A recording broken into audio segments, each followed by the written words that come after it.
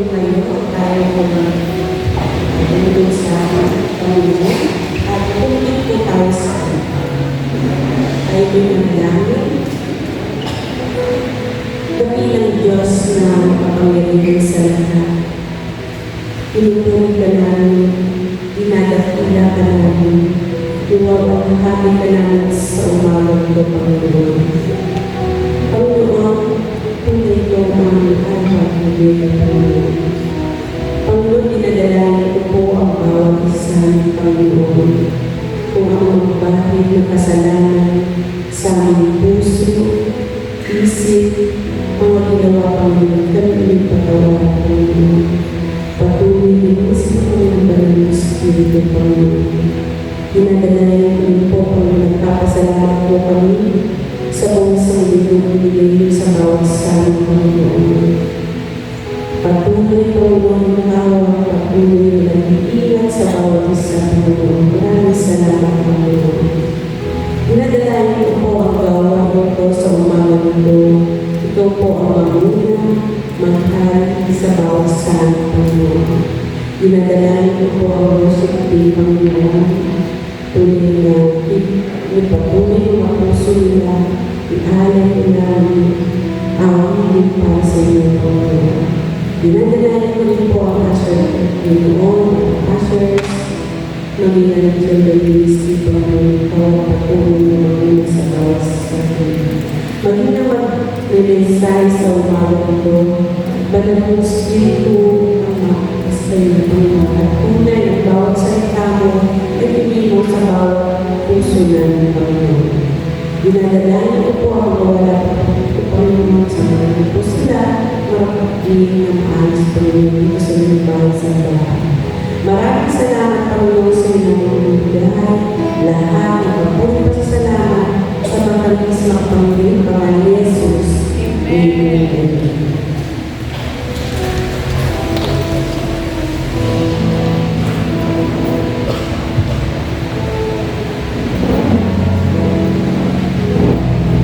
Ayan, ang Blessed Sunday sa ating lahat mga kapatid. Batiin po natin ang bawat isa ng Happy Lord's Day! Ayan! Batiin po natin ang ready ka na mga magpuri! Isa pa, ready ka na mga magpuri!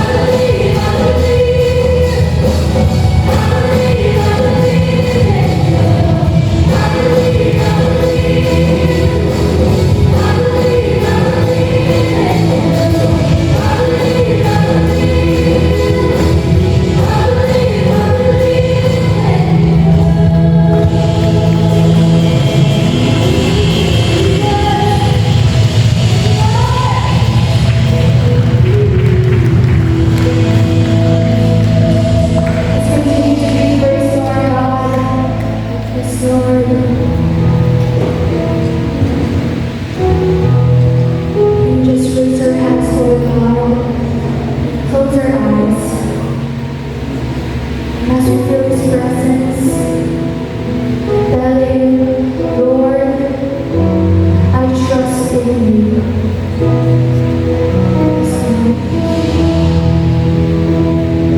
This fear might bring us anxiety, hindi natin alam anong hinaharap, anong bukas, anong mangyayari sa amin. One thing I know is that the Lord knows everything. He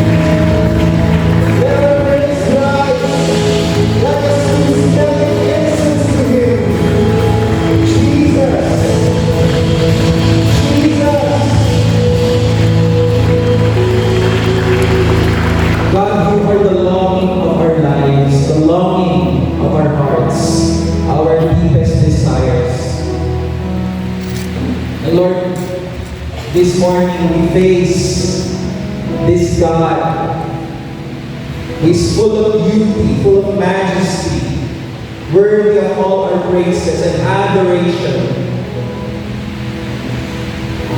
Just like what the hymn said, turn your eyes to Jesus, and all the things in the world will fade deeply. Tumingin tayo kay Kristo, and we will see how blessed we are. Thank you, God. We dedicate this Lord's Day to you. In Jesus' name we pray. And everyone will say, Amen and Amen. Hallelujah.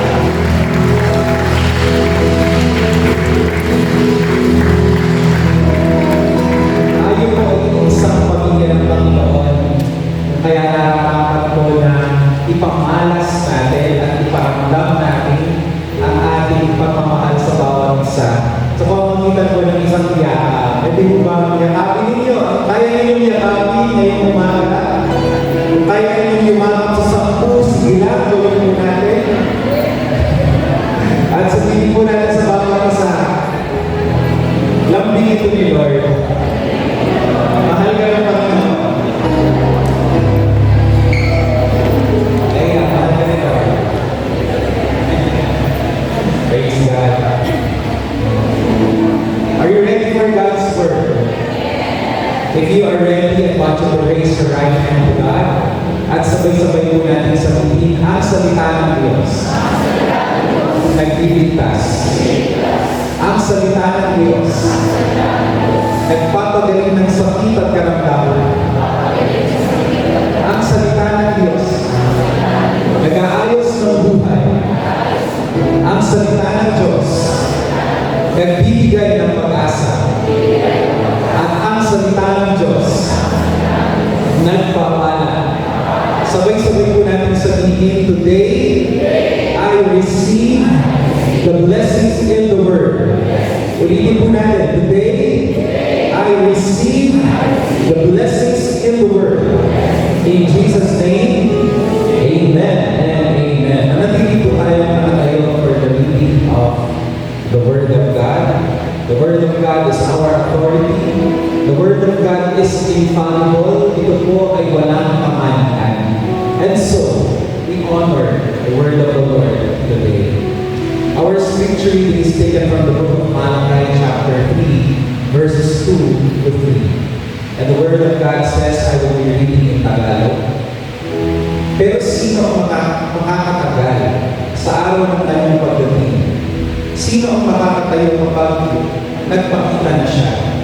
Sapagkat para siyang apoy na nagpapadali sa iyong bahay o parang sabon na nakakapaglinis. Lilinisin niya ang mga parang langing levy tulad ng paglilinis sa tiyak at ginto upang maging malinis ang kanilang buhay at maging karapat-dapat silang maghandog sa Panginoon. This is the word of the Lord. Shall we bow our heads and pray? And this morning, let us come to the Lord in repentance, joyful repentance. Let us acknowledge that we are sinners, that we have sinned. Apart from the Lord, there is no forgiveness, there is no cleansing in our lives. Ngayon po yung tamang pagkakataon para ihayag ng bayan ng Diyos ang kanilang mga pagkakasala at pagkukulang sa ating Panginoon.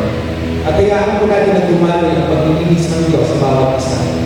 Kapag po ang Panginoon sa kanyang pangako, 1 John chapter 1 verse 9, na kung ating ipapakayag ang ating mga kasalanan, siya'y tapat at maaasahan, lilinisin ang lahat ng ating mga pagkakasala. Prepare your hearts, church. The God of glory is here. The God of all creation is in this house. And we are His body, we are His people.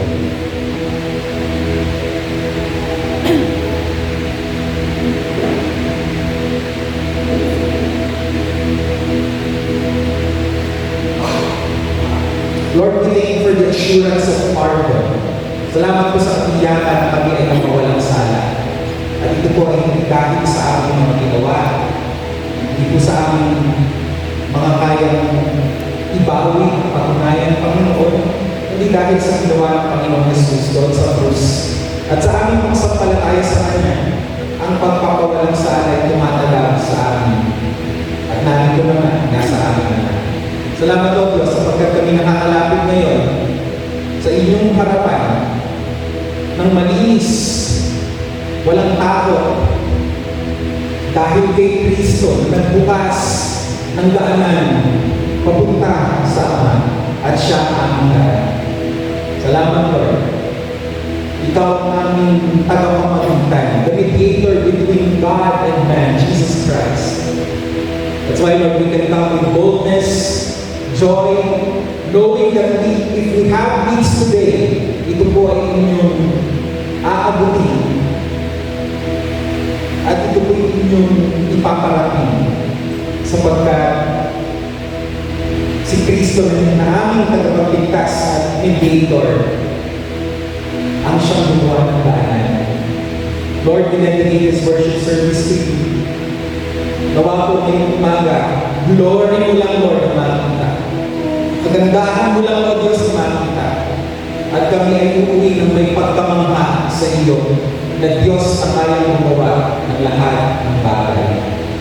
We entrust you this day. Ito pamanin ka namin sa ngalan ni Jesus. Lahat po ng mga hinirang ng Diyos, magsabi ng Amen and Amen. Palakpakan natin ang Panginoon sa lahat.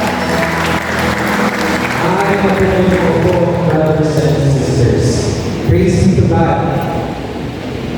Salamat sa Panginoon sa panibagong taon na binigay niya sa atin, 2026. Nagbabasa-basa po kami sa araw. Sabi po nila, ang 2026 daw ay year of the horse, no? Year of the horse. Kaya alam niyo ang prayer ko po sa bawat isang narito, tagdakan ng pagpapala ng Panginoon.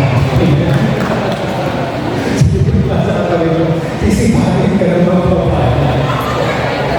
Year of the horse. Well, of course, paniniwala yan ang mundo, pero we know na bawat taon ay year of the Lord. Amen? Praise be to God. Alright, so tayo po ay tatalunan sa ating gagawin pag-aaral ngayong umaga.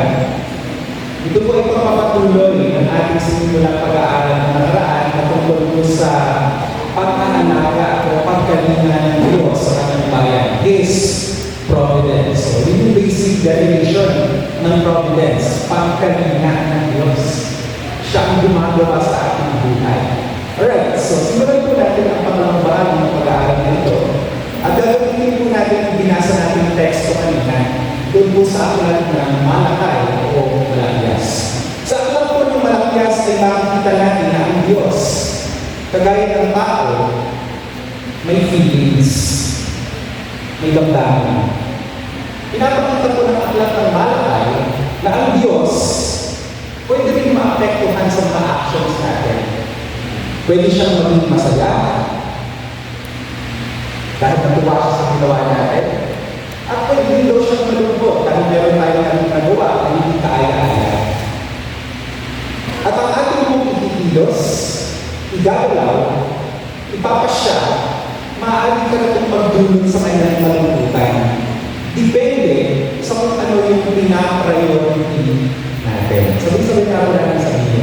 Priorities. Pagtanong sa iyong katabi, ano ang priority mo ngayon?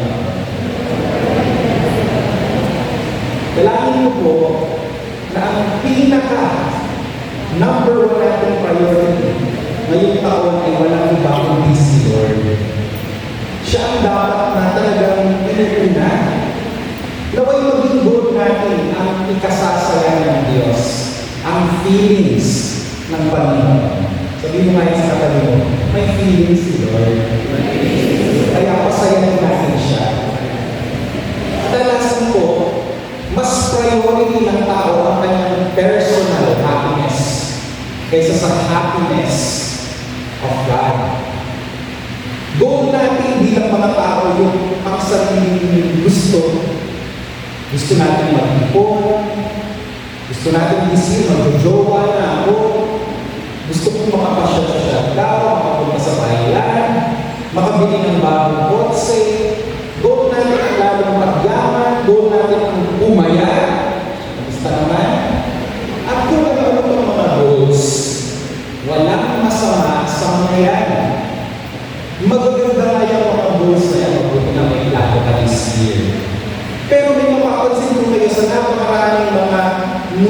resolution at mga goals na yan.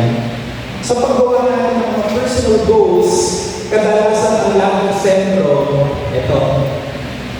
Puro mo yung patabi mo, makilala mo naman sa ito. Yan. Ang sentro kadalasan, tayo, sarili natin, yung happiness natin. We are trying to determine. Kaya lang yung teacher ko ng college, kapag may tutulong ng class, talaga yung pero yes. Isa tayo nag-determine kung ano yung makakasaya sa atin. Ang focus natin, what will make us happy, kung ano yung masarap sa atin. Pero yung ikasisiya ng Diyos, na isasantabi natin. Kasi naman yung pananaw natin ang Diyos, nandiyan lang siya. Parang natingalala sa atin, walang pakiramdam. Nakakalimutan natin, the Bible reveals that our God, although high and lifted up, is a very much relational God with feelings. Sabi mo sa katabi mo, with feelings. At nakita ni Malakay o ni Malakias na isang propeta sa Biblia na ang kasiyahan ng Diyos ang dapat na hindi kinakaligtaan ng tao. Ito ang dapat na priority. The feelings of God, the priorities of God, the joy of God, the happiness of God. At pinapakita ni Malakay na ating kung mapapansin mamaya na kapag ka ang Diyos na pasaya natin, ang bunga sa atin tunay na kasiyahan, tunay na contentment. Sino po sa iyo, yun ang hahari na yung taon. Yung talagang contented ka, satisfied ka. At sinasabi ko ng Book of Malakay, yung toong satisfaction and contentment na kasalalay sa happiness of God. Amen? Kapag inuna natin ang happiness of God, ang kasiyahan po ng ating mga puso, dadalhin na lang ng pusa. Bakit po? Bakit nakasalalay ang ating ikasinigas sa Diyos? Because He is our Creator. Siya ang lumikha sa atin. Alam niya kung ano talaga ang tunay nating kailangan. Amen? Sabihin mo ngayon sa katabi mo, alam mo yung ito ang kailangan mo. Kaya ang tao, pagkatinong mo yan, kung anong sagot sa tanong na, kailangan ko, makasama niya kayo, jowa. Kailangan ko, bagong bahay, bagong kotse. Amen to that. Pero ano ng Diyos ang mas totoo natin kailangan? And that is God Himself. Amen? Let me read to you this one verse in the Bible. Sabi ko sa Proverbs 37 verse 4, delight yourself also in the Lord, and He shall give you the desires of your heart. Can I hear an amen? Memory verse ko ng maraming tao. Delight yourself also in the Lord, and He shall give you the desires of your heart. Favorite itong i-claim ng maraming Kristiyano. At ang pananaw nila ganito, pag daw inuna mo si Lord, yung dinidesire mo, mati, ibibigay ng Diyos. Unahin mo lang daw si Lord, yung gusto mo, name it, say it, confess it, you will have it. Ito daw yung paliwanag dyan sa verse na yan. Ang tanong, tugma ba yung ganung pananaw? Tama ba yung ganung pananaw na basta inuuna mo si Lord, pag bumili ka, bibigay niya yung mati? Ano gusto palagay natin, brothers and sisters? Aminin po natin, ang totoo, yung paliwanag na yun, hindi nangyayari sa realidad. Nakasusunod yun ba yung gusto mo sabihin? Ulitin ko yung pananaw ng marami sa verse na yan, basta unahin mo si Lord, mati, name it, gusto mo ng ganito, bibigay ni Lord. Yun ang traditional na pananaw ng maraming Kristiyano. Pero ito ang tanong, hindi nga ba yun? Ang realidad na kasama sa katabi, hindi. Bakit mo nasabi yun? Kasi ang sagot mo ng Panginoon sa bawat naisin natin, ang sagot mo ng Panginoon sa prayers natin, hindi naman po laging yes.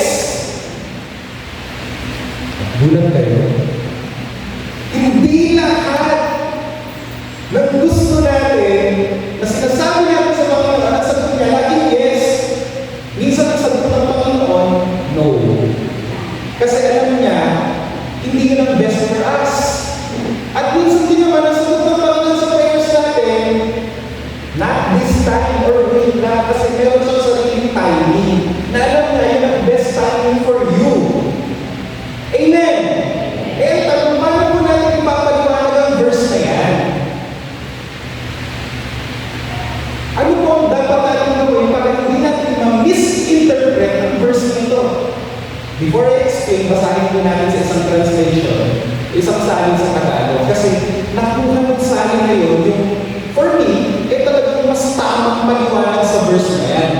Awit 37 verse 4 sa Tagalog. Yun ang po ninyo. Tingin kayo sa verse. Ang sabi dyan, magpakaligaya ka naman sa Panginoon. Ito daw ang gagawin natin. Si Lord, paglalatan natin.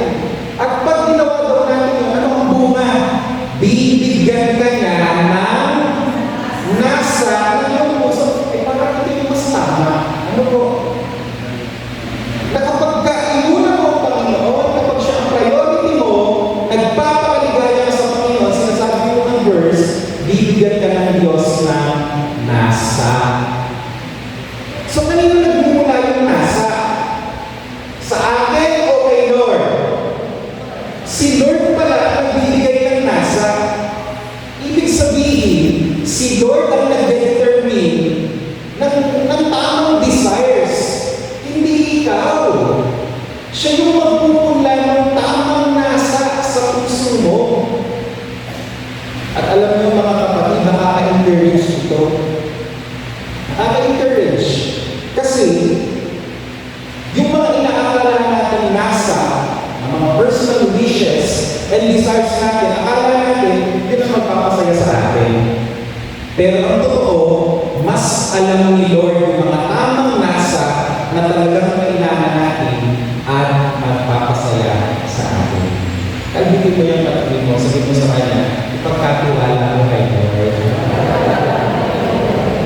Kaya ano ang ginagawa ng Panginoon? Ginagawa ng Panginoon sa ating kawalan, tinutulungan niya tayo na nasain kung ano ang tunay na mahalaga. Amen? So anong susi? Priority si Lord. Magpakaligaya tayo kay Lord. Yung tamang desires ng puso natin, ibibigay niya, papabuti niya ang puso mo para align sa kanya kalooban. Yun pala yun. Amen? Yun pala yung ibig sabihin na seek your happiness in the Lord and He will give. Ano yung ibigay niya? The desires of your heart. The true desires of your heart. Yung totoong magpapasaya sa iyo. Amen? Pakisin ko yung katabi mo, sabihin mo sa kanya, align ka na ba kayo? O habang tayo ng habol sa mga bagay, ay pinipilit natin, pero iba naman pala ang gusto ng Panginoon. Remember, providence. Siya ang nagpapasya, siya ang gumagawa sa ating mga buhay. Alam natin ano yung best for us. At alam niyo po ang pinakamataas na uri ng nasa. Ang pinakamataas na uri po ng nasa ay yung asamin natin ang Diyos at hanapin ang ating kagalakan sa Kanya. Sa Kanyang mga salita. Amen? Naalala ko po yung sinabi ni John Piper. Kilala ko po si John Piper.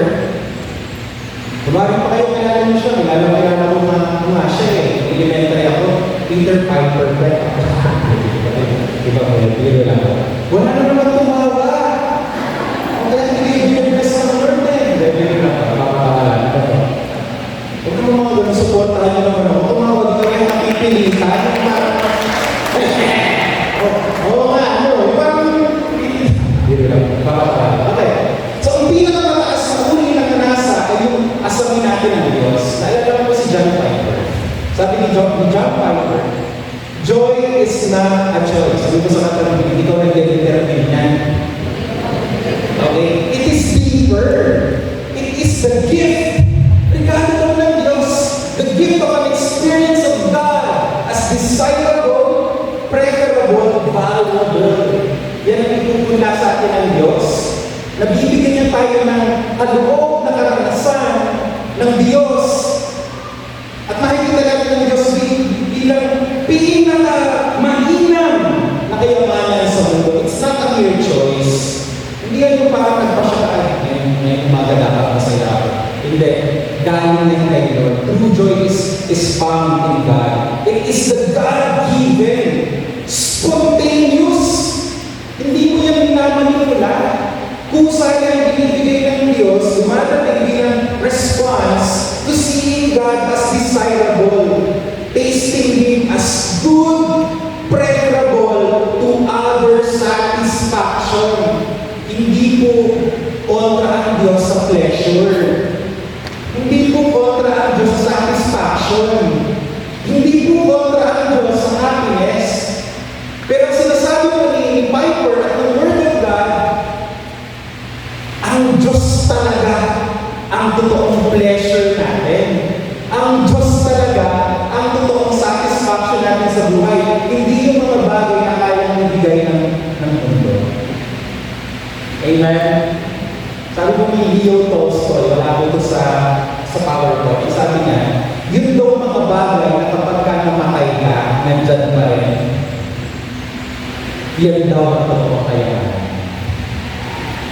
Ang hindi niyo ba yung sinabi ko? The things in life that cannot be destroyed by death are the true treasures in this life. Ano po ba yung mga bagay na kapag umanaw ka, nandyan pa rin? Pera, pag namatay ka, ay wala na, wala na ngayon. Titulo ng lupa, kapag nawala ka, wala na, hindi ko naman malalagay sa langit. Ang kaligtasan kay Kristo, ang Diyos mismo, yan yung mga bagay na pag tumawid tayo sa kabila, permanent, constant. Yan ang totoong magpapasaya sa atin. And today, the Lord is speaking to you. Kasi marami tayong regrets. Marami tayong mga pains in life kasi may mga nawala sa buhay natin, nawalan ka ng panahon sa buhay, nalungkit ka, nagsakay ng negosyo, may mga napalampas tayong opportunity, sana pala nag-Dubai na lang ako. Marami tayong regrets, di ba? Kaya marami sa ating malungkot. Tapos mag-scroll ka ng Facebook, buti pa siya. Sana pala sumabay na ako sa kanya sa Japan, di sana ngayon sikat na dancer na ako ngayon. Sana napunta na lang ako ng Saudi, di sana iba-iba na ako ngayon. Marami tayong regrets. At sabi mo sa katabi mo, intindihan ka rin, Lord. Sabi mo sa nasa mo, balik yung nararamdaman mo. Oo, talaga naman yun, panghihinayang. Yung ito yung kagandahan sa Diyos, na kahit na may mga regrets tayo, kahit na minsan may mga pinanghihinayaan tayo, alam natin, hindi tayo lugi. Kasi ang Diyos, ang constant na kayamanan natin. Amen! Woo! Hindi ko pa pala nabibigay yung title. Mabalit ko ng mensahe na ngayon mga kailangan tinawag na ang kasiyahan ng Diyos. So yan po dapat na priority natin this year, the joy of God. Kung ang Diyos po ay pwedeng maging masaya, ibig sabihin, ang Diyos pwede din maging malungkot. At yan po ang tinuturo ni Malakay sa book niya. Tingnan po natin ang chapter 1 verse 6. Tingnan niyo ang Diyos, pinapakita dito ni Malakay na may feelings. May feelings din pala si God. Sinabi ng Panginoon makapangyarihan sa mga pari, ginagalang ng anak ang kanyang ama, at ginagalang ng alipin ang kanyang amo. Pero bakit ako na inyong ama, amo ninyo, ay hindi ninyo ginagalang? Nakikita niyo yung emosyon ng Diyos, parang nagtatampo siya, parang nagagalit siya. Sabi ng Panginoon, nilalabas namin ninyo ako. Mga balasupas kayo, parang ganyan yung translation yun eh, no? Pero nagtatanong ba kayo, paano namin na yung nilalabas tahan? Bago wala nila yung feelings of God. So kadang-kadang ang sama ng loob ng Diyos, meron siyang ginanakit sa kanyang bayan. At nawa ang iyong maramdaman ng Diyos sa akin na kanyang bayan. Nalungkot ang Diyos. Ang tanong, bakit nalungkot ang Diyos? Hindi ko sa inyo gustong pasayahin ang Diyos ngayon. Okay? Kung gusto natin yung magawa, magandang tanongin, ano ba ang nagpapalungkot kay Lord? So binigay ko yung Malakay, ano ba yung nagpapalungkot sa Kanya? Sabi ko sa verse 7, nilalabas sa ninyo sa pamamagitan ng paghahandog ng maruming handog sa aking altar. Pero nagtatanong pa kayo, paano naging maruming aking handog? Naging maruming inyong handog dahil sinabi ninyo na wala paguluhan ang aking altar. So nalungkot daw ang Diyos kasi yung mga bagay, pakinggan ko ninyo ito, nalungkot po ang Diyos kasi yung mga bagay na mahalaga sa Kanya, hindi pinahalagahan ng mga tao. Yung mga bagay na priority para sa Panginoon, yung mga bagay na may kabuluhan para sa Diyos, tinawag nila na walang kabuluhan. At dito sa talatang ito, ang mahalaga sa Diyos, yung altar niya, yung presensya niya, pero binaliwala ng mga tao kaya daw nalulungkot ang Diyos. At inulit pa to sa verse 12, sabi doon, pero kayo, inilalagay ninyo ako sa kanihiyan o napapangyayang pa ng Diyos, ano? Dahil sinabi ninyo, marumi ang aking altar at walang kabuluhan mga hinahandog doon. Napakahalaga sa Diyos yung paghahandog. Napakahalaga sa Diyos yung presensya niya. Napakahalaga sa Panginoon yung altar, pero binaliwala ng mga tao. Inassume nila yung alam nila magpapasaya sa Diyos, gawin hindi naman pala yun ang magpapasaya sa Diyos. Sabihin mo sa katabi mo, alignment. Mas naging priority po nila yung panlasa nila kaysa sa panlasa ng Diyos. Minsan kasi ang akala natin, yung preference natin, hindi ng preference ng Diyos. Inahabol nila yung mga bagay na magpapasaya sa kanila, hindi yung magpapasaya sa Diyos. Hindi nila nakitaan ng tunay na kasiyahan ang pagpapahalaga sa altar ng Diyos. Meron po silang nakalimutan. Dahil mas pinukunan nila ang kanilang sarili, mas pinukunan nila ang kanilang personal happiness, nakalimutan po nila ang isang bagay, providence. Sabihin sa katabi mo, providence. Nakalimutan nila na kung wala ang Diyos, kung wala ang Diyos, yung mga hinahangad natin sa buhay, hindi rin naman natin makakamit. Nakalimutan nila na ang Diyos mismo ang nagpapasya ng ating tagumpay at kahit na anong gawin natin pagpupursige, God is talking to us right now, kahit na po anong gawin natin pagpupursige na magtagumpay, wala rin mangyayari sa atin kung hindi ito loloobin ng Diyos. Sabihin mo naman sa katabi mo, isama natin si Lord. Kasi siya talaga ang nagpapasya. Siya ang nagtatakda ng mga mangyayari sa buhay natin. Mga kapatid, sinasabi ni Malakay, mauuwi lang sa wala ang lahat ng ating pagpupunyagi at pagod kung hindi loloobin ng Diyos ang ating tagumpay. Kaya ano ang sinasabi dito ni Malakyas? Ano ang sinasabi dito ni Malakay? Dapat na inuuna natin ang ikinasisya ng Diyos bago ang ikasisya natin. Jesus first, God first. Why? Kasi nga may providence. Siya naman yung nagtatakda ng lahat ng bagay. Bakit hindi siya uunahin? Aba, ito natuwa ang Panginoon. Pwede po niyang ibigay lahat ng alam niya na makakabuti sa atin. At ito, pinag-Lord, yung hinihingi yung ibigay niya. Amen. Sabi ko ng Malakay chapter 1, 2, and 3. Sinabi ng Panginoon, mahal ko kayo. Mahal ng Diyos ang kanyang bayan. Mahal ka ng Lord. Pero nagtatanong pa kayo, paano mo kami minahal? Magkaiba yata ng love language si God ang tao. Sabi ni God, mahal ko kayo. Pero sabi naman, hindi mo namin maramdaman ang pagmamahal niyo. Okay? Paano mo kami minahal? Alalahanin ninyo, sabi ng Panginoon. Minahal ko kayo. Nalimutan niyo na yata. Alalahanin ninyo na kahit magpapatid sina Esau at ako, minahal ko si Jacob, pero si Esau hindi. Winasa ko ang kanyang mga kabundukan, kaya naging tirahan na lamang ng mga asong gubat.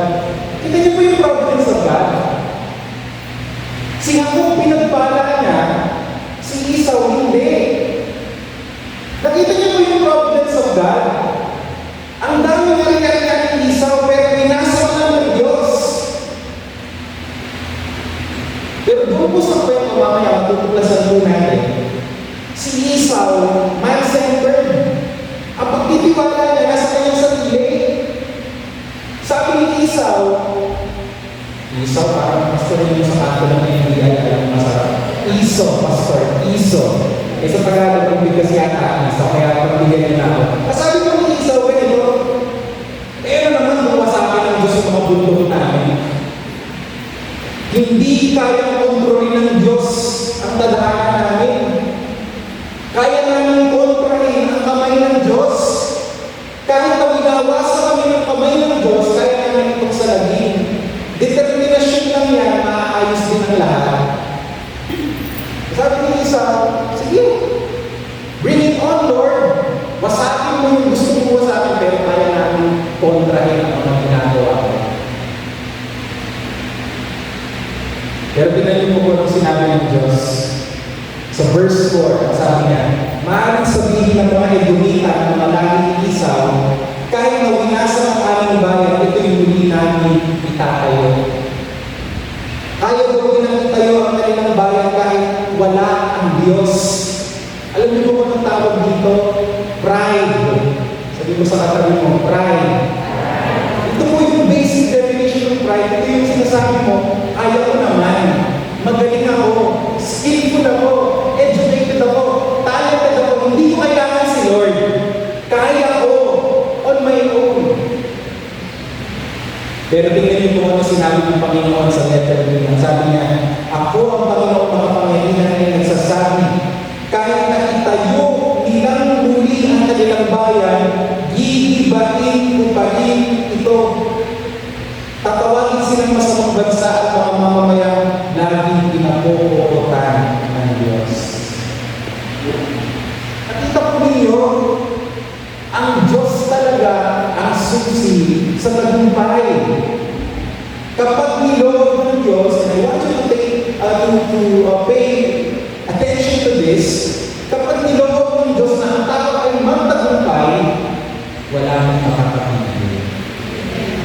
At kung loobin din ng Diyos ng isang tao ay hindi magtagumpay, kahit paanong gawin niya, walang mangyayari sa kanyang buhay dahil ang anumang tagumpay na ating tatamasahin ay nakasalalay ko sa pagpapasya ng Diyos.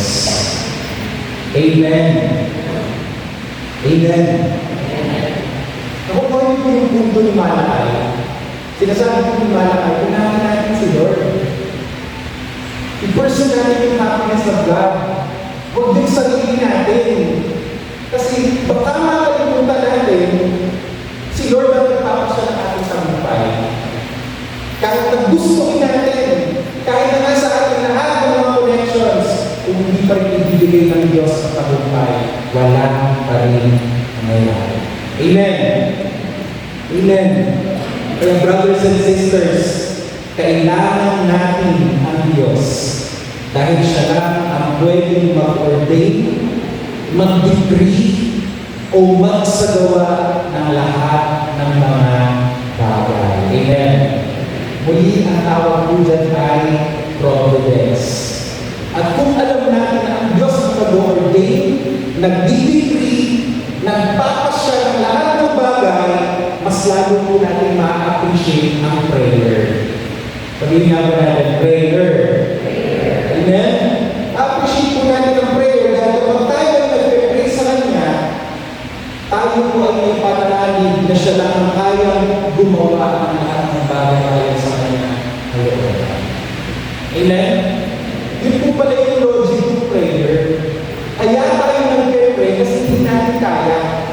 Kaya tayo nagpe-pray kasi kahit na anong pasya natin, kahit na anong gawin natin, kung hindi a-approve ba ni Lord, wala rin tayong magagawa. And so, we bring everything in prayer. Amen! Ganda po nung sinabi ng isang confession of faith.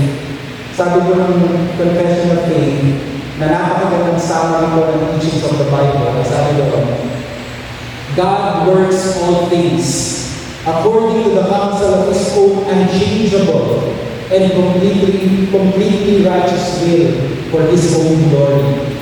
He has absolute sovereign rule over all creatures to act through them, for them, or upon them as He pleases. Ginagawa daw ng Diyos ang lahat ng bagay ayon sa Kanyang kalooban upang maluwalhatin ang Kanyang sarili. Walang limitasyon ang kaya gawin ng Diyos. Kikilos siya, gagawa siya ng naaayon sa kanyang niloloob at ikasisiya. Hindi dependent ang Diyos sa tao, pagkos ang tao ang dependent sa Kanya. Mahilig po ba kayong manood ng pelikula? Alala ko nung ako po kasi ay bata 90s. At isa po sa mga sumikat na pelikula ng panahon namin, yun po Princess Sarah, sinupos kayo na movie na yun. Na pinagbidahan po ni Camille Prats. Panood niyo yun? Yung bata pa ako, pinapanood namin yun, yung anime. Tapos lumabas sa sinihan. Okay? Sino po ang bida doon sa Princess Sarah? Huwag niyo sabihin sa akin ang bida doon si Becky. At mas lalo bumili yung daga na nandun sa atin. Meron pang gano'n, huwag ka ng pelikula at appreciate mo yung supporting actor. Pinanood mo yung Princess Sarah, tuwang-tuwa ka kay Becky. Pero nakalitaan mo na si Becky at kasisiya niya yung tagumpay ni Sarah. Kasi alam ni Becky yung lugar niya. Supporting actor lang siya. Ang dapat na focus sa pelikula, si Sarah. Kaya yung si Sarah na wala yung mahirapan niya, na-restore lahat ng kanyang fortunes, tuwang-tuwa si Becky. Dahil masaya si Sarah, masaya na rin si Becky. Mga kapatid, hindi po tayo si Sarah sa pelikula. Ang totoong bida po sa pelikula ay ang Diyos. Siya ang main actor sa buhay na ito. At kung ano ang binabasya niya, kung ano ang itinasisya niya, kung anong, sige po, anong trip ni Lord, gawin natin ang word na yun. Yun din ang nagpapasaya sa atin because we know that is the best for us. Amen? Yung saya natin ay sayang bilang sa kasiyahan ng Panginoon. Kaya kung ano po ang mga degree, mga in-ordain ng Panginoon sa ating buhay, pinagpapasalamat natin ang mga bagay na iyan. Tayong lahat ay nakakaasa na lahat ng bagay ay nagkakatugma-tugma para sa ating kabubuti because He knows what is best for us, and at the end of the day, His will shall prevail, not ours. Sabi pa ng Diyos sa Malakay chapter 2 verse 2, ano po yung sovereignty ng Panginoon sa dito, susupain ko kayo pati na ang mga pagpapalang tinatanggap ninyo bilang mga hari. Yung daw mga pagpapalang binibigay ng Diyos, pwede daw agawa niya ng sumba kung gugustuhin niya. Yun yung sabi sa verse 3. Sabi dito sa verse 3, makinig kayo, dahil sa inyo, parusahan ko inyong mga lahi, isasapoy ko sa inyong mukha, sa inyong face. Sabi ni Janessa sa face, sasabi ko sa inyong mukha ang dumi ng mga hayop, kadiri. Okay, yak naman ang pupo ng hayop, sasabi ko sa mukha mo, ipapalit sa mukha mo. Okay? Sasabi ko sa inyong mukha ang dumi ng mga hayop, inyong inaandon, at pati kayo itatapon sa tapunan ng mga dumi. Pwede ka daw ibaba ng Diyos kung gugustuhin niya. Pwede ka daw niyang itapon sa basurahan kung gugustuhin niya. Pwede daw sabuyan ng pupo ang mukha mo kung gugustuhin ng Panginoon. Ibig sabihin, kung gugustuhin ng Panginoon, natanggalin ang laman mo, prerogative niya yun. Nakita niyo yung point dito ni Malakay. Pwede pa lang gawa tayo ng gawa para magtagumpay, pero sa huli, sasabuyan lang ng Diyos ng bubo ang mga nagawa natin dahil tayo ay hiwalay sa Kanya. Brothers and sisters, without God, we can do nothing. Lahat ng pagpapalang tinatahasa natin ay galing lamang kay Lord. I hope tama po sa atin. I hope malinaw sa isip natin na ini-establish natin yung katotohanan na kailangan natin ng Diyos. Ini-establish natin yung katotohanan na si Lord talaga ang nagpapasya ng lahat sa ating buhay. At ang role po natin to prioritize the Lord.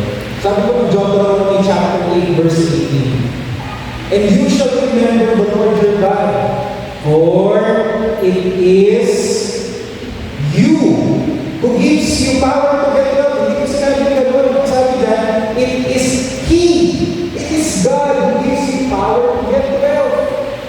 Sabi mo ngayon sa katanong, pinagpasalamat ko kayo kung kinain mo. Pinagpasalamat mo ba kayo yung sweldo mo sa araw? Yung binita mo ng December, pinagpasalamat mo ba yan kay Lord? Oo, nagpunyabi ka, pero ang totoo galing yan kay Lord. It is He who gives you power to get wealth. And so, who gets the glory? God gets the glory. Kasi kung meron naman tayo pinapakasa ngayon, galing tayo kay Lord. Kaya kalitin mo kaya matabi mo, sabi mo sa Kanya, huwag mo makalimutan si Lord. Kasi galing yan sa Kanya.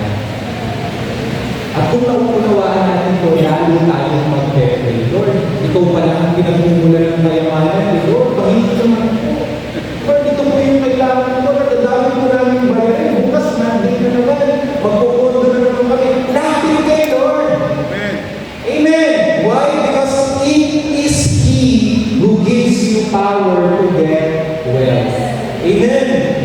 Ibang-iba po ito dun sa mga napapakinggan po natin sa Reels. Bakit nasa sorry po kami. Kunting ang bayo. Mga napapanood natin sa Reels minsan na basta sabihin mo lang, basta i-claim mo lang, paniwalaan mo nasa iyo na pupunta agad sa'yo. Nakaka-pressure po yun. At wala kang pahinga doon. Narinig niyo yung ganun preaching. Just say it, just confess it, it will be yours. Kailangan naman po before. Meron tayong isang magulang sa school na napalo up ko, daddy, natanong ko, sabi ko, kapatid, hindi ka na alam sa blessing. Sabi ko sa akin, ano ba si Pastor, busy. Pero pag alam ko nung ibang dahilan, sabi ko, hindi nga yung totoo, kasi parang may napilang na other reason. Sabi ni Kuya, kasi Pastor, may umatid ako dyan sa simbahan ninyo, ikaw ang turo. Tapos, ano ko nangyari? May sinabi ka kasi doon, sabi ko, itaas lang namin yung kamay namin, paniwalaan namin nga sa amin na bukas, pamukuhan namin. Hindi naman nangyari, Pastor. Pala. Kasalanan. And that was the time na alam mo mga pinagtuturo mo yung mga ano pa. Kaya, pag ginawin ko yung mga old sermon outlines ko, parang hindi ako kayo. At gusto ko baguhin yun, at ito po palagi ko ang mas tama, nandito yung mapahinahan. Amen? Kaya pagkatiwala natin kay Lord, wala pang pera, hindi mo makita kay Lord, pahingin naman. Kung ano ipasya ni Lord, pagpapasalamat natin. Amen? Amen. It is the Lord who gives us the ability to produce wealth. Praise God. So kung ano man pong naaabot natin ngayon financially, pasalamat natin kayo. We know that is the best for us. Amen. Napakaganda po ng sinabi ni John MacArthur. Sabi niya, in God's design, human responsibility is clearly not eliminated by God's sovereign control over His creation. Totoo po, at i-establish natin, lahat ng bagay na nagaganap ay ayon sa pasyon ng Diyos. Amen. Amen. Lahat ng nangyayari sa buhay natin, tinakda ng Diyos. Kaya hiran ng Amen.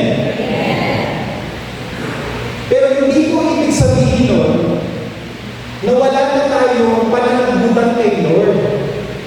Hindi ko ibig sabihin nun, na hindi na gagawin ng Diyos ang ating pagpapakasipag, pagpupursige at pagtatrabaho to accomplish His purpose.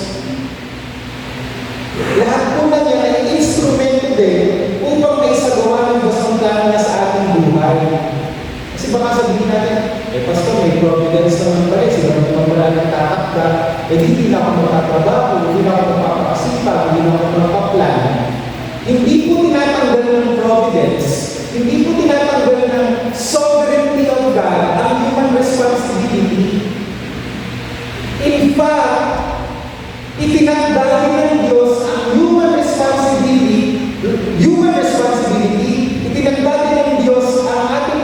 kinabutan upang may sagawa ang kanyang purposes. Amen.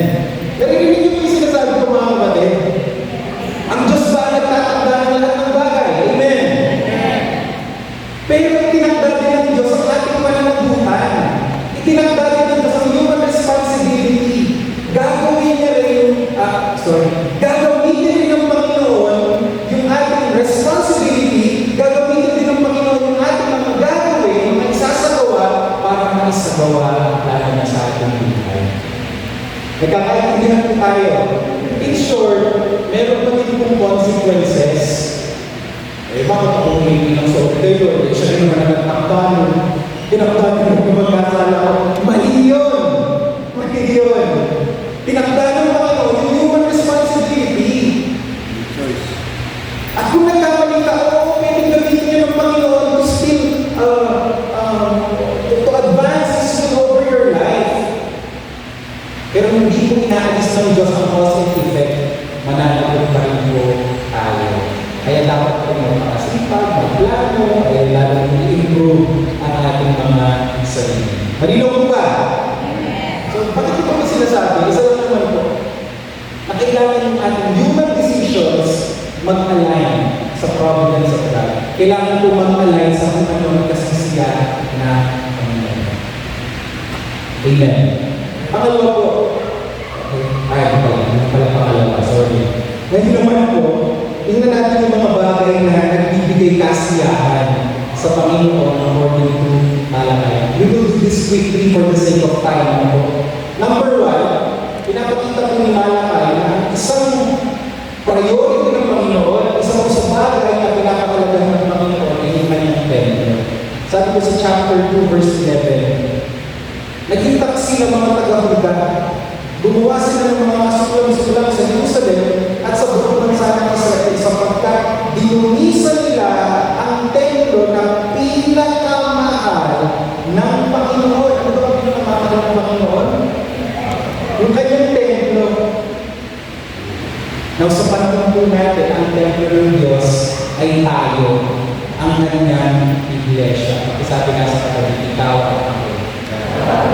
So, ibig sabihin, itong church na ito, sa panahon natin, ay pinakamamahal ng Panginoon. Sabi ko ng chapter 1, verse 13, letter A, sinasabi pa ninyo na nagsasawa na kayo sa paghandog at binabaliwala ninyo ang aking altar. So, dito po makikita natin nagtatampo si Lord kasi nagsasawa na sila sa ministry. Binabaliwala nila yung mga gawain sa altar. Maganda pong pag-isipan, tayo ba ay suwara sa gawain? Tayo ba ay nananahimik sa gawain ng Panginoon? Binabaliwala ba natin ang kanyang iglesia? Priority ba natin ang kanyang templo? O tayo yung klase ng tagasunod ni Kristo na may puwang lang sa atin ang templong ito kapag convenient sa atin. Natutupad ba natin yung mga promises natin kay Lord kung tayo ay nagpasya na magtupid sa Kanya? Maganda po pag-isipan yung mga yan. Sabi mo sa letter B ng same verse, hinahandugan mo ang mga hayop na may suga, pilay, o may sakit. Akala na ba rin yung tatanggapin ko yan? Ibaga parang joke lang nilang Panginoon. Mauunawahan naman niya ng Panginoon eh. Sige, bigyan natin yung mga hayop na reject na. Sabi ng verse 14, susumpain ko ang mga mandaraya sa inyo na nangangako mag-aandog ng pinakamabuting hayop pero ang inihahandog ay may kapintasan.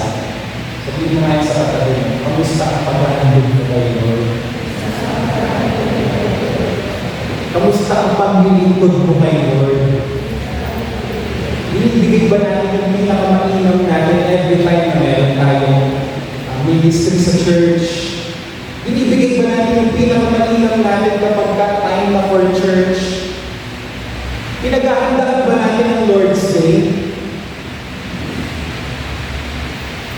Are we excited about going to His house?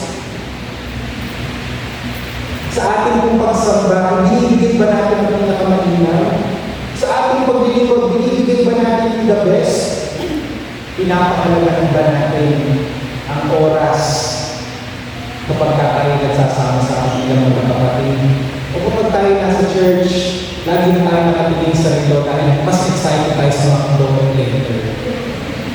Wala naman yung dito pala yung chapter 3 verse 10. Pero ngayon, inahabol mo kayo, nasubukan niyo ang Panginoon makapangyarihan. Dalhin niyo ng buwag yung mga ikapun sa bodega ng templo upang may pagkain sa aking templo. Kapag ginawa niyo ito, bibigyan ko kayo ng ulan. Ay kung nakikita po ninyo na how we treat God's church is directly connected to God's decision kung tayo po ay pakukulan niya o hindi. Kaya magandang tanungin, sinusuportahan ba natin ang templo ng Diyos through our resources? Umilag ba tayo sa mission ng church? Tayo ba'y kabahagi sa evangelism ng church? Mga kapatid, giving our resources to the Lord is a sign of recognizing His sovereignty and supremacy over our lives. Pangalawa po, na pinapahalagahan ng Diyos. Pangalawa po, nagpapasaya sa Panginoon, pamumuhay na matuloy. Sabi ni Malakay sa chapter 2 verse 8, pero hindi niyo sinunod ang aking mga pamamaraan. Ang mga turo ninyo ang nagtulak sa marami para magkasala. So nalulungkot po dito ang Diyos dahil namumuhay sila nang hindi ayaw sa pamamaraan ng Diyos. Siguro wala silang panahon na saliksikin ang kanyang mga salita kaya hindi nila alam ang mga ways of God. Kaya magandang tanong mga kapatid, sinasaliksik ba natin ang kanyang mga pamamaraan sa pamamagitan ng kanyang mga salita? Inaalam ba natin ang kalooban ng Panginoon through His Word? Sabi ng chapter 3 verse 13, sinabi pa ng Panginoon, masakit ang inyong sinabi tungkol sa akin. Na-offense si God. Masakit ang inyong sinabi tungkol sa akin, pero nagtatanong pa kayo, bakit anong sinabi namin masakit tungkol sa inyo? Verse 14, di ba sinabi ninyo, walang kabuluhan ang maglingkod sa Diyos. Inakatamaran nila ang mag-serve. Ano ba ang mga pala natin kung susundin natin ang kanyang mga utos? They don't care about God's commands. At ano ang mapapala natin kung ipapakita natin sa Diyos na nalulungkot tayo at nagsisisi sa ating mga kasalanan? Bakit po nalulungkot ang Diyos sa verse na ito? Walang repentance. Sabi nila, hindi naman mahalaga ang pagsisisi. Mga kapatid, are we a people of repentance? Nakikita mo ba sa atin yung bunga ng pagsisisi? Sabi ko ng Book of Revelation, ayaw ng Panginoon ng takot palamig or mainit. Kung malamig ka, magpakalamig ka na lang. Kung mainit ka, ayaw kung magpakainit ka, ayaw ng Panginoon yung gitna. Sabi nga sa Book of Revelation, susukan niya yun. Pakitalbin na yung matawising sa kanya. Musta ka na? Musta ang relasyon mo kayo Lord? Chapter 3 verse 5, pinagpunyo nyo, dito makikita natin na gusto ng Diyos na ang kanyang bayan maging iba sa ibang mga tao. Chapter 3 verse 5, sinabi ng Panginoon mga pangyarihan sa mga Israelita, darating ako upang katulad kayo. Sasaksi agad ako laban sa mga kukulang. Sabi nga sa kapatid, bigyan mo na yan. Huwag ka na makukulang. Gerald, huwag ka na makukulang, ayaw wala na yung gawin.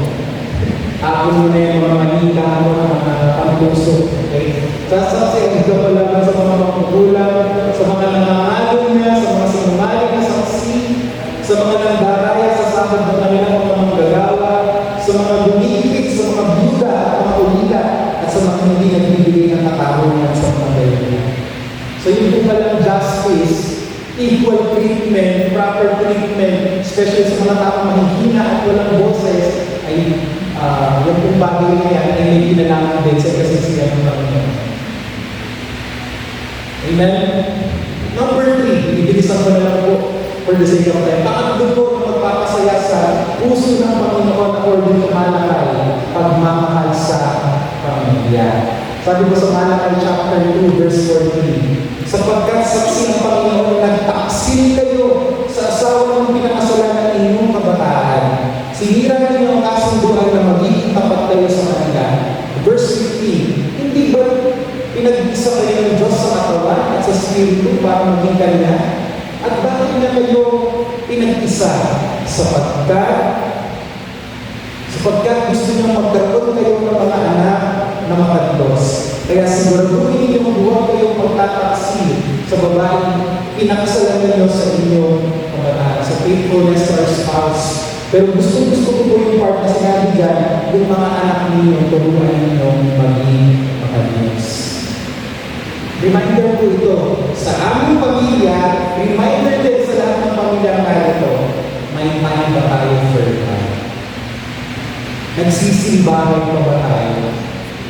Do we study the Word of God together? Verse 16, sapagkat sinabi ng Panginoon ng Diyos ng Israel, hindi ko gusto maghiwalay ang mag-asawa. Ang maghihiwalay sa asawa ay mamamalapit sa kanya, kaya siguraduhin kung hindi kayo magtataksil sa asawa.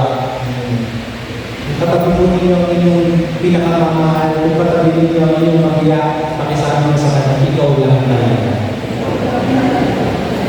Kung may nakikita ko din, sabi sa asawa, parang diring-diring kayo. So yun po pala pagmamahal sa asawa ay pagsamba din sa ating Panginoon. Amen? Alam niyo ba sa book of Peter, sa 1 Peter, dati ang verse yun, nalimutan ko. Nasabi doon, kaya hindi sinasagot ang panalangin ninyo kasi hindi nyo pinapakal ang asawa ng babae. Ano yung verse na yun? 1 Peter 3:8, parang 3:18. 1 Peter 3:18. Na kung malapit ka daw sa asawa ng babae, hindi mo na siya, hindi kaya yung parang nanenegay mo na siya, time for her. Sinasabi ni Peter na directly related doon yung answer nyo sa inyong prayer. Ang mga asawang lalaki, baka tayo mas babad sa mga games, babad tayo sa mga online gaming na yan, panahon na ng Panginoon, imbes na hinahalik-halikan mo na yung asawa mo, pinahalik mo busy ka pa rin sa cellphone. Amen? At tanong mo yung asawa mo, masaya na pa ba? Tuloy pa ba? Hinikilig ko pa sa okay, so tinitignan din pala yun ng Panginoon at nagpapasaya sa Panginoon. So, ang point, kung pinapabayaan mo ang asawa mo, pinapabayaan mo ang pamilya mo, nalulunod ka pa. Amen? Praise God. Okay, so, summarize ko na lang yung pagkakang bagay na sinabi ni Malachi na magbibigay kasiyahan sa Panginoon. Number 1, ano nga po yun? Pagpapahalaga sa kanyang templo. Pangalawa, pamumuhay ng matuloy. Pangatlo, pagmamahal sa pamilya. Di lang pagtatapos, nais kong tingnan yung Malachi 3, verse 2-3. Dito po binabanggit si Malachi, isang apoy na maglilinis sa kanyang bayan. Isang sabon na lilinis sa mga tao. Nabanggit na dito yung isang katauhan na lilinis sa ating buhay at gagawin tayo marapat-dapat magkakas sa Panginoon. Hindi po binanggit si Jesus sa buong Malachi. Pero yung anino ni Jesus na intraw natin sa verse na ito, he spoke about a sanctifier na magpapadalisan sa kanyang bayan. At sino po ito? Si Jesus. Hindi po natin kayang linisin ang ating sarili. Nung si Jesus ay mamatay sa krus, ginawa niya tayong malinis. At kahit ginawa na tayong malinis ng Panginoon, ngayon inaasahan niya na tayo ay magiging malinis at patuloy na magpapalinis sa ating Panginoon. Amen. Is God your priority? Nawa po mabuhay tayo sa providence ng Panginoon. Magalaman po tayo lahat. Ngayon, salamat po sa magang ito na kami po ay tinuluan ninyo minsan pa patungkol sa inyong providence na kayo ang nagtatakda ng lahat ng bagay. Sinasagawa ninyo lahat ng inyong napagpasyahan. At kailanman ang mga plano po ay hindi mapapago sapagkat ito ang Diyos na nakakaalam ng lahat. Subalit natin po na ginamit Panginoon na bahagi ng inyong providence, itinakda ninyo ang human freedom, ang human responsibility. Kung kaya inaasahan mo rin kami, Lord, na gagawa. Inaasahan mo rin kami, Panginoon, na haakbang. Dahil pag iyon ay tinakda mo para sa amin. Ngayon man, Panginoon, natutunan din namin ngayong umaga ang pagpapasalamat. Na kung ano man po ang hugis at estado ng aming buhay, alam namin may plano ka. Kaya magpapasalamat pa rin, Panginoon. At ngayon umaga natutunan din namin na ikaw pala nagkakaloob ng kakayanan upang kami umangan, upang kami umangan. Kaya Lord, patuloy kami magsusimama, patuloy ko kami mag-pray kasi wala kami magagawa kung wala ka. Kung wala ang pag-ilos mo, kung wala ang pagpapasya mo yung decision, Lord, kahit kung ano gawin namin ang pagpupunyagi sa buhay nito, wala kami magagawa. Kaya Lord, nagdalaman namin, kayo ang pagpayahan sa ating Panginoon. According to your will, according to your purpose, according to your time. Mga kapatid, God is sovereign. He is in control. He can do all things. At dahil alam natin na He can do all things, we humble ourselves. We come to Him in prayer. Bibigyan kita ng pagkakataon ng ipag-usap sa Diyos. Recognizing His providence, recognizing His sovereignty. Humingin ka kay Lord, kasi siya lang ang kayang magbigay. Pag-pray mo yung project na yun, pag-pray mo yung transaction na yun, pag-pray mo yung bayad na yun, pag-pray mo yung mga volunteering na yun, dumulog ka sa Panginoon. Hingin mo ang kanyang tulong. Hingin mo ang kanyang assistance.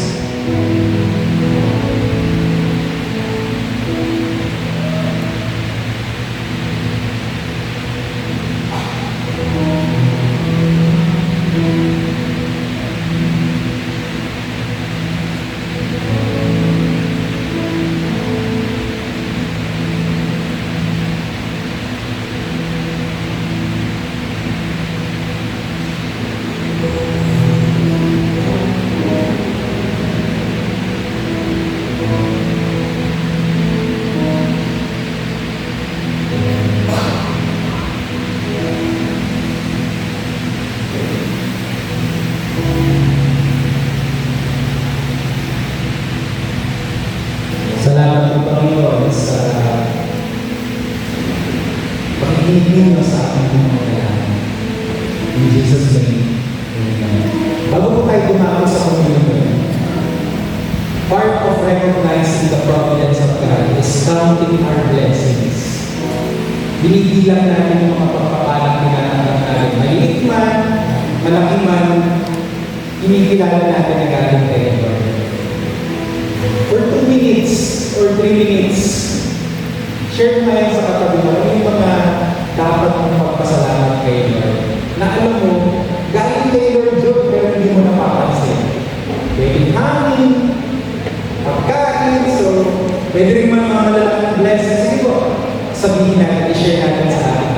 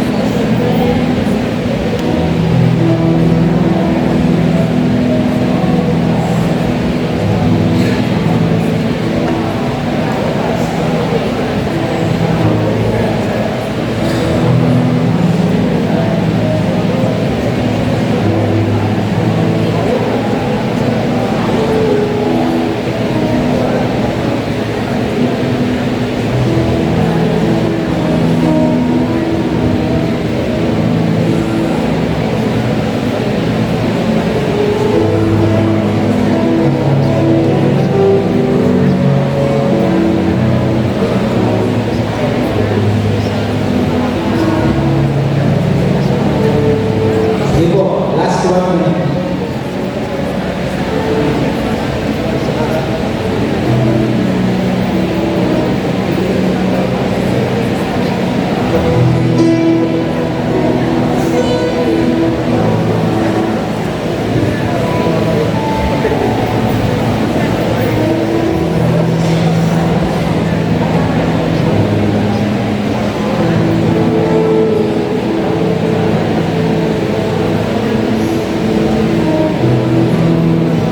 To God be all the glory. Ayun na lang kayo sumayo. Tawagin natin ang Pastor Nestor para po sa inyo.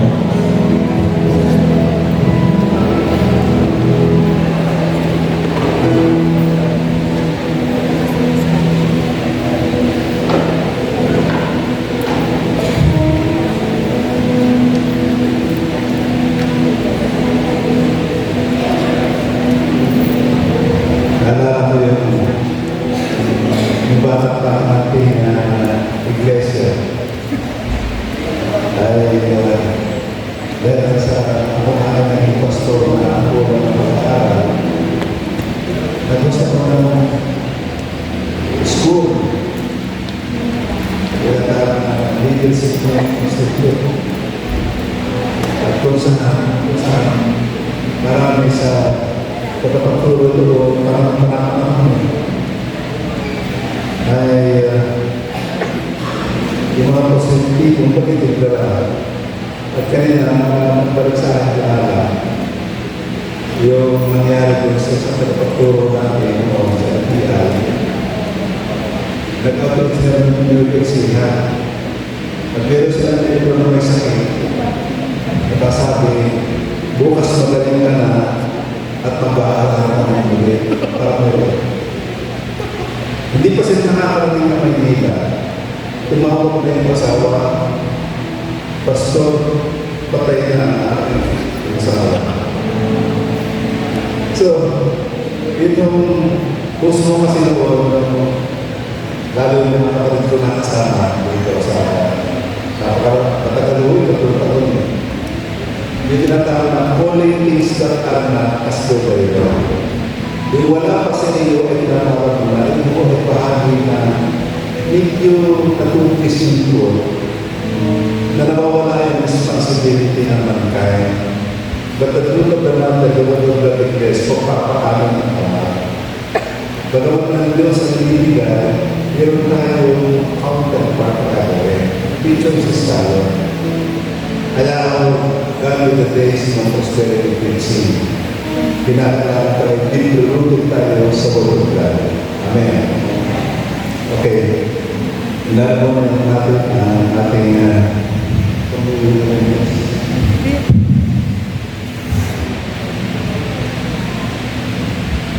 Kaya mo naman din ang pastor natin, ang ating Panginoon sa Kristo, ang sanctifier. O kaya ako doon sa communion, nakalagay ko sa Biblia sa 1 Corinthians chapter 11. Baka dito ko from verse 23 and following. I believe it's in verse 27 na i-search natin ang puso natin. Kung mayroong iniquities in our heart, halimbawa, may nakasala sa atin, hindi tayo patawad. Nagsinungaling tayo. May mga bagay na dapat natin gawin hindi natin nagawa, mga personal sins. Hindi natin sa natapat sa Panginoon.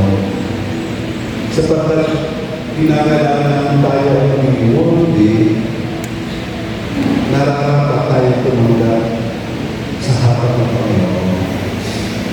At hindi tayo mag-ininis.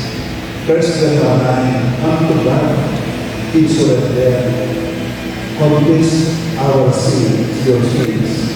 He is rightful in us to forgive us and will release us from our unrighteousness. Kung kaya po, mawawala po yung hanggang sa ating panalangin, sa kasusabay providence mo na pangalaman ng ating pagbayan ng panalangin. At tumutulong siya as we should our God. He will answer our prayer and give us our heart desire. Can you say amen? So, sa pagkakataon na ito, natin ang kanalang sakripisyo na ginawa ng ating simbahan. Nawian na wala na sa akin, malinis na tayo sa pagkakataon ito. No? Lilinis tayo.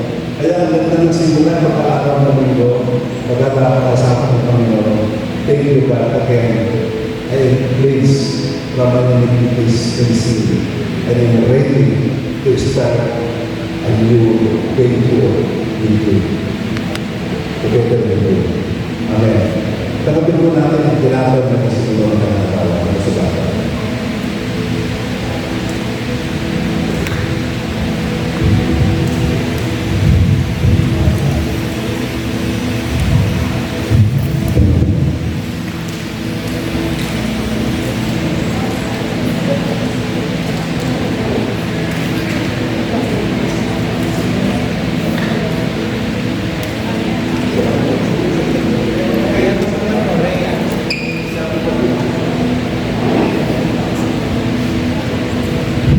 Po natin ang inyong so natin ang dugo ng ating Panginoon para sa kapatawaran ng ating mga kasalanan. Tanggapin po natin. Palakpakan natin ang Panginoon. Praise God.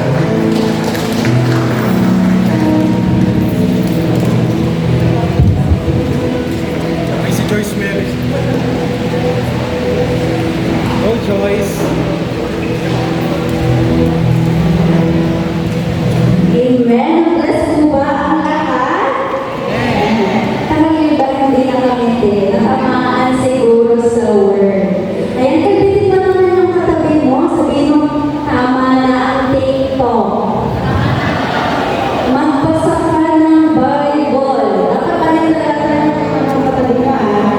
Ayan, sige. Thank you, Lord. Ngayon naman po ay lalako po tayo sa ating covenant. Ilagay po natin ang ating kanang kamay sa ating dibdib at sabay-sabay po natin higasi ang kami ay nagpasya. Sa bilang ng 3, 1, 2, 3. Kami ay nagpasya. Kami ay nagpasya magmahalan bilang mga kapatid.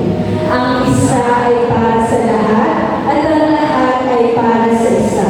Ang lakas ng isa ay lakas ng lahat at ang kahinaan ng isa ay kahinaan ng lahat. Kami ay nagpasyang magtulungan sa hirap at ginhawa. Ang bawat isa ay puputan natin ng lakas. Kami ay nagpasyang sama-samang lumago bilang mga anak ng Diyos. Sa pangalan ni Jesus, Amen. So, maaari na po tayo umupo. Okay, so para naman po sa ating mga newcomers, invite po natin sila na tumayo para kayo po ay aming ipag-pray. So, mula po kay Miss Shannon Paul Giron or Giron. Asaan siya? Ayun po.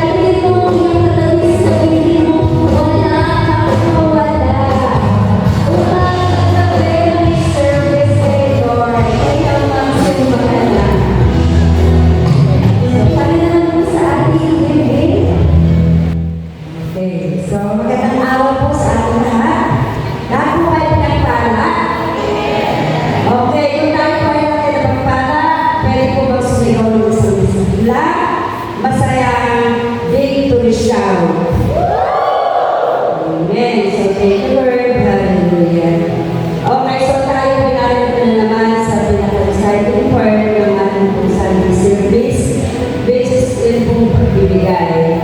Bakit nga po ba nasasabi natin ito ay pinaka-exciting part? Kasi pa rin po ba, tayo po ay pinagpala.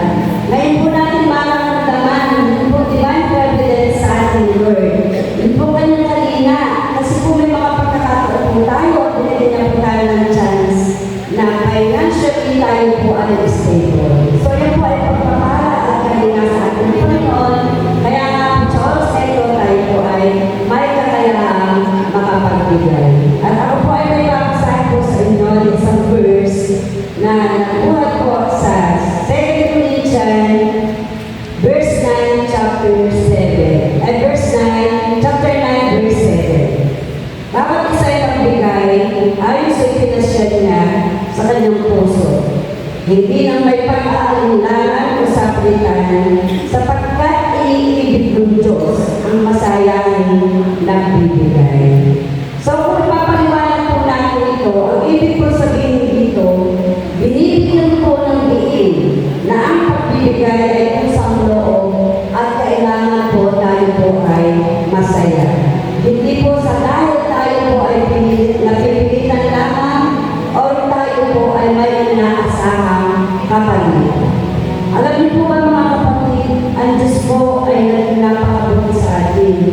Siya po yung unang nagbigay. Sa John 3:16 po, siya po yung nagbigay ng kanyang kaisa-isa at butong na anak para po sa ikatutubos ng ating mga pagkakasala. Ganyan po tayo kamahal ng ating Panginoon. At ang isa pa po, ang buhay po na taglay po natin, ating po kumakalakasan, yan po ating status sa buhay, physically, financially, yan po ay mga pagpapalang ng galing sa Diyos. Sa mga bagay na yan po na ating natatanggap, pinakailangan po tayo ay malungkot din na ibalik natin sa Diyos ang nararapat sa Kanya. At tulad po ng pinag-aralan natin po ngayong oras na ito, ang kasiyahan, this is titled, ang kasiyahan ng ating Panginoon, ang kasiyahan ng Diyos.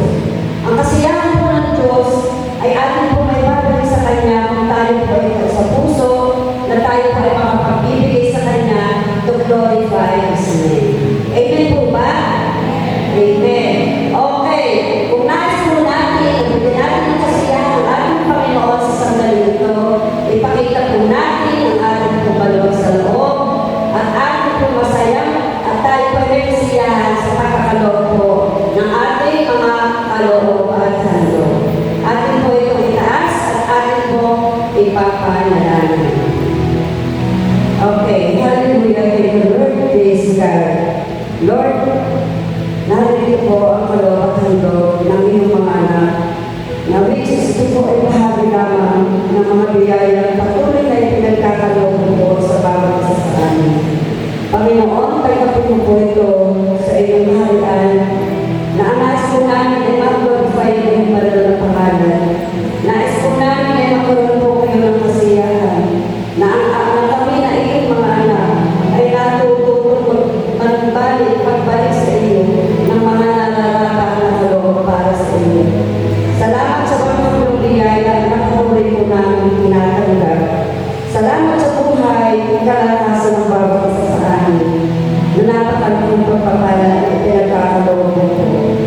Lord, ganoon din po, magkikarapat-dapat po nawa kami sa mga pagpapala na patuloy na pinagkakaloob mo sa amin.